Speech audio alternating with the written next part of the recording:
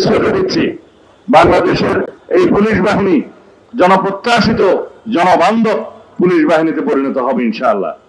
24-এর ছাত্রগণ অভ্যুত্থান পরবর্তীতে যে বাংলাদেশ আমরা পেয়েছি, যে আকাশ সম উচ্চতার প্রত্যাশা জনপ্রত্যাশা আমরা পেয়েছি, আমাদের যেটা প্রত্যাশা আছে সবকিছু আমাদেরকে একই সাথে বিবেচনায় নিতে হবে।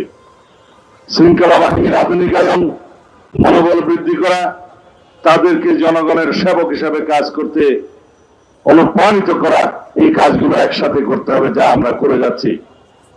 সরকারের 6 মাস অতিবাহিত হয়েছে। এই দায়িত্ব নেওয়ার পরে একটি ঘটনাও নাই, এমন কোন অপরাধ নাই যেটা সংঘটিত হওয়ার পরপরই পুলিশ বাহিনী সেটা গ্রেফতার করতে পারে নাই বা বিচারের আওতায় আনা নাই। একটি ঘটনাও নাই। এটাই বাংলাদেশের বর্তমান সরকারের কৃতিত্ব। পুলিশ বাহিনী সহ সকল শৃঙ্খলা বাহিনীর আমি মাঝে মধ্যে প্রশংসা করি, এই জন্যই করি তাদের ভঙ্গুর মনোবল এবং ভঙ্গুর অবস্থায় যেভাবে আমরা পেয়েছিলাম, এই 6 মাসের মধ্যে তাদেরকে একটা আমরা অবস্থানে উন্নীত করতে পেরেছি। তাদের মনোবল ফিরে এসছে এবং তারা সম্পূর্ণ শক্তি দিয়ে অপরাধ দমনে তারা সচেষ্ট হয়েছে। ক্ষেত্র মতে সমাজের চাহিদা অনুসারে সংক্ষিপ্ত সময়ে বিচারিক কার্য সমাপ্ত করার জন্য সহযোগিতা করেছি। সবকিছু আপনারা জানেন। এর চাইতে এই অল্প সময়ের মধ্যে আর বেশি কিছু আশা করা আমাদের মনে হয় ঠিক হবে না।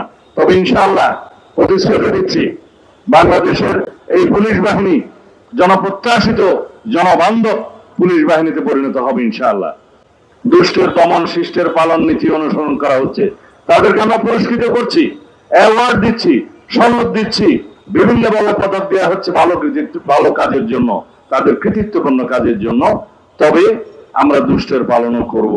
রাতারাতি বৈপ্লবিক পরিবর্তন আমরা কেউ আশা করতে পারি না। ইনশাআল্লাহ আমরা আমাদের মাননীয় প্রধানমন্ত্রী, এদেশের গণমানুষের নেতা জনাব তারেক রহমানের নেতৃত্বে নির্দেশনায় আমরা আইন শৃঙ্খলা পরিস্থিতিকে একটা এমন পর্যায়ে উন্নীত করতে পারবো, ইনশাআল্লাহ জনপ্রত্যাশা পূরণ হবে।